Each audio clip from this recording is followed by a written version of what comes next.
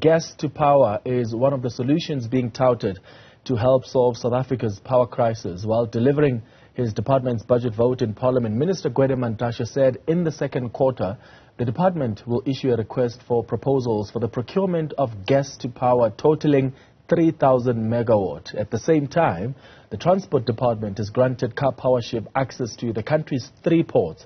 The controversial deal has sparked concerns from opposition parties and environmental groups.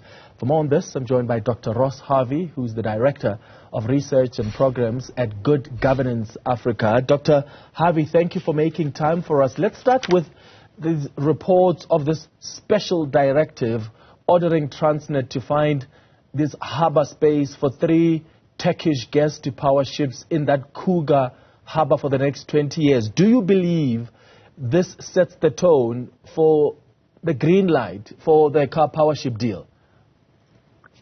Yes, it would seem so, Clement. Thanks for having me on your show. Unfortunately, special directives are typically, in our context, in a sense, a smokescreen word for allowing deals to occur which otherwise should not occur. And the lack of transparency around this particular deal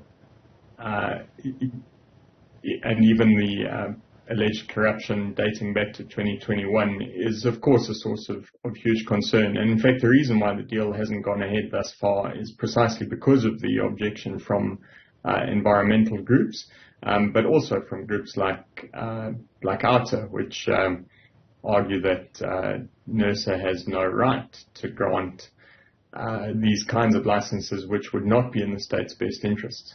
Mm-hmm. I mean, this is a company whose South African division was named as one of the preferred bidders in the emergency power program that was launched in 2020 for South Africa to procure. I think at the time they were looking at about 2,000 megawatt or so of power on an urgent basis.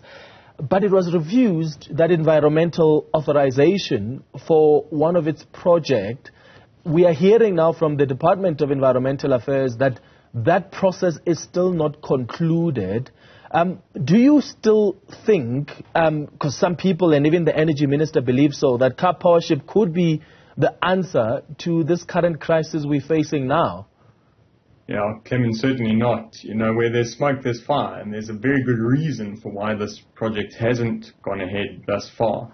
And those opposing it are not bunny huggers or tree huggers or anything of the type. If there are environmental concerns and if there are concerns around financing and whether this is a reasonable part of an optimal energy mix, then one should pay serious heed to those concerns. And certainly it is my view that this is not, by any stretch of the imagination, an optimal part of South Africa's energy mix. It's extremely expensive.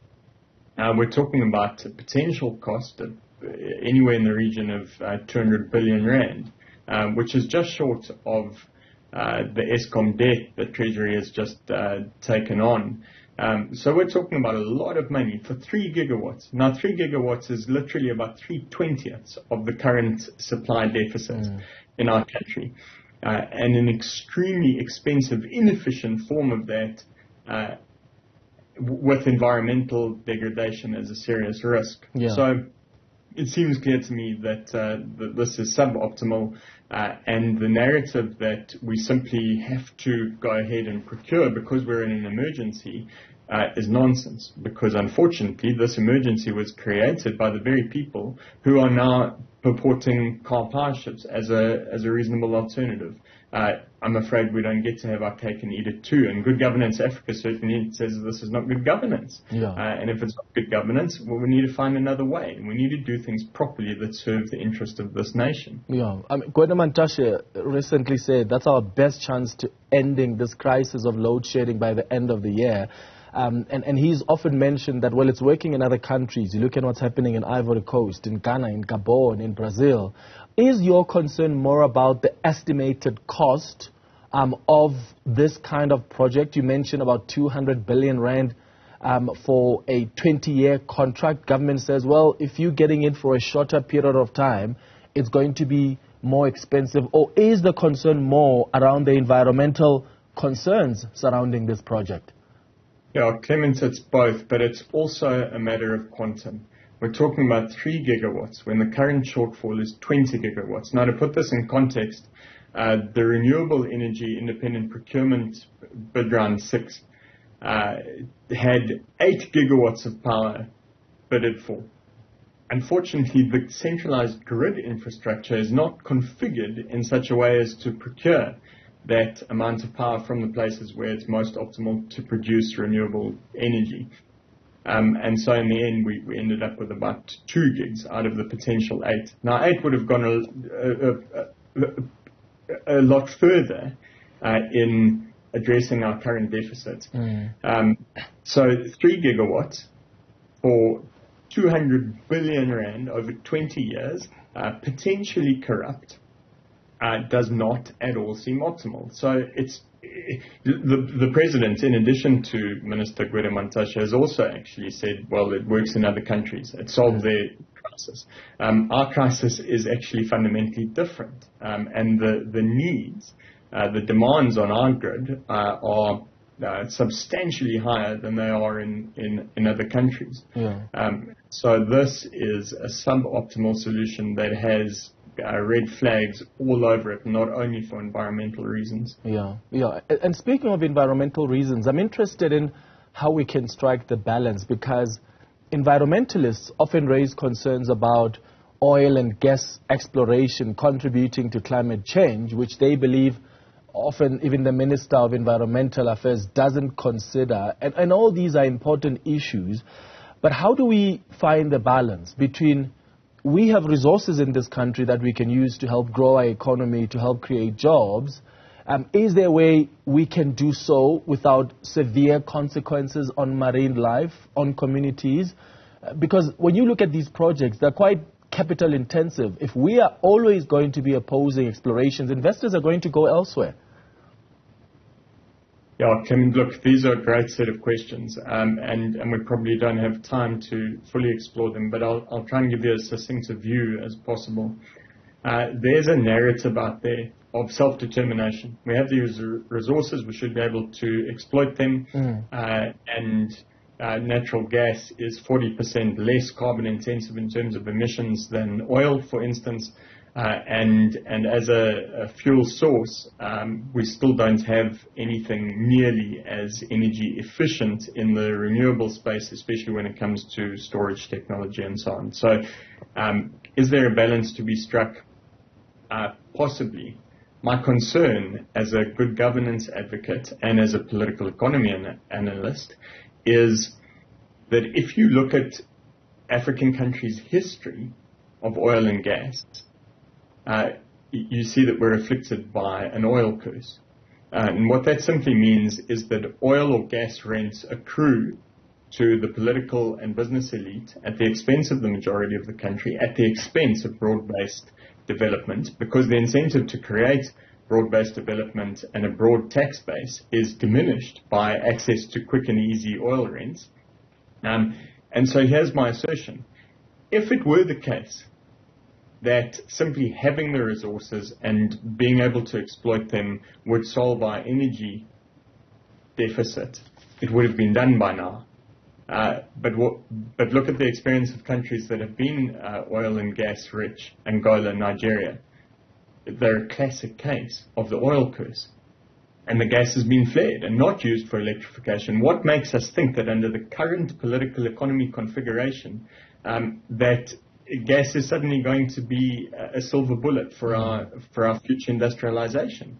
There's no silver bullet. What needs to be fixed are the governance problems that are clearly at the heart of how our state-owned entity Eskom runs. And we can't escape from those problems by issuing special directives for 3 gigawatts worth of power, which literally solves 3/20 of the problem, if it solves that problem at all, and locks us into a 20-year deal at massive cost. Now, sure, the response is going to be, what, this is less expensive than burning through 11 billion rands worth of diesel, within 5 months, and blowing the budget for the entire year. But that misses the point.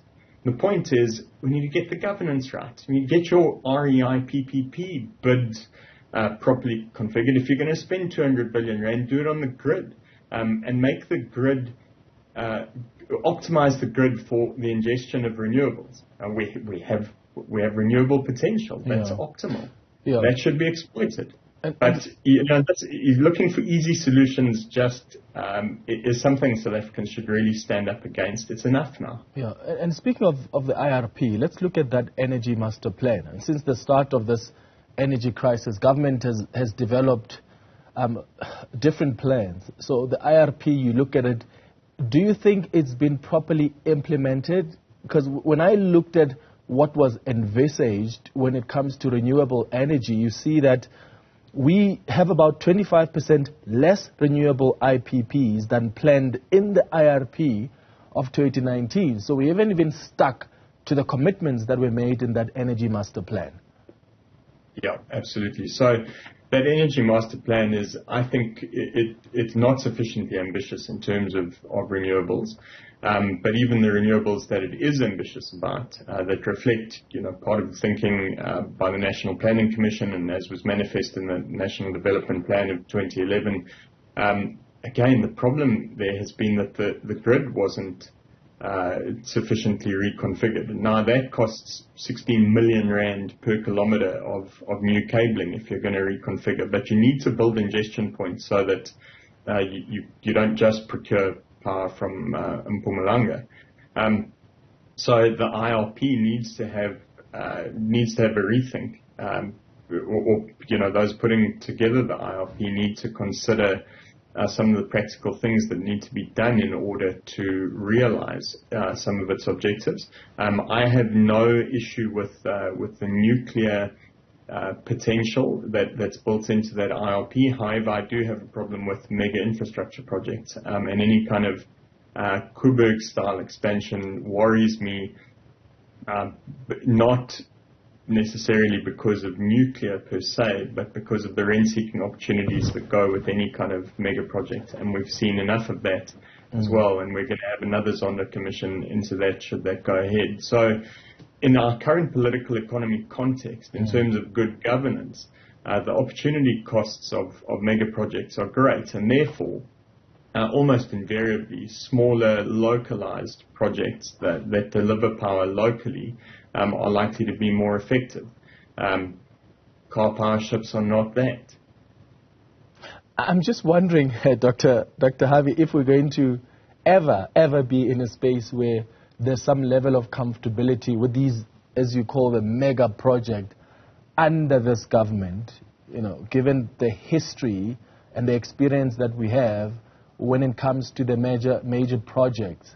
Do you think we'll get there? I know you spoke about the need for good governance, and that's what the president also preaches about most of the time, but are we seeing that? But more so, are we ever going to see that effective governance so that there's that level of comfortability, even for organizations like yourself, that, okay, now you've fixed what needed to be fixed and you can execute on these major projects?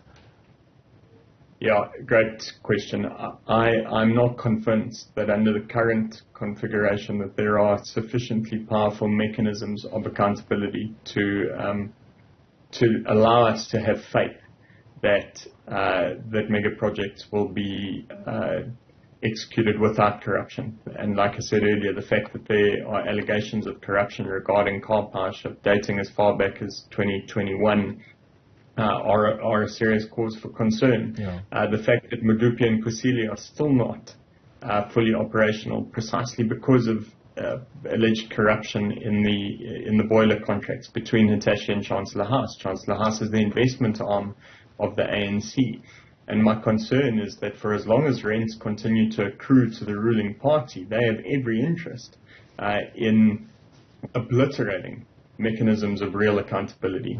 And so what's the answer? What do we need to have hope for? What do we put our faith in? In a sense, we need to continue fighting for those mechanisms of accountability to be strengthened for parliamentary oversight committees to actually have a set of criteria by which they judge. There must be a process that's followed. Issuing special directives that seem to violate every sense of good governance, South Africans shouldn't stand for that. Under the current configuration, should we believe that there'll be corruption-free projects? No, I think that would be naive. I think, unfortunately, the true colours are on display, and we should wake up. Yeah, I mean, it's shocking just that even when there's a state of emergency that's declared, whether it's around the floods, the first thing South Africans are worried about is, my goodness, are there enough accountability mechanisms to ring-fence that money and protect it from some of these thieves that are within government who always see an opportunity to steal? Ross, you're asking some valid questions there. Thank you for making time for us. Dr. Ross Harvey is the Director of Research and Programs at Good Governance Africa.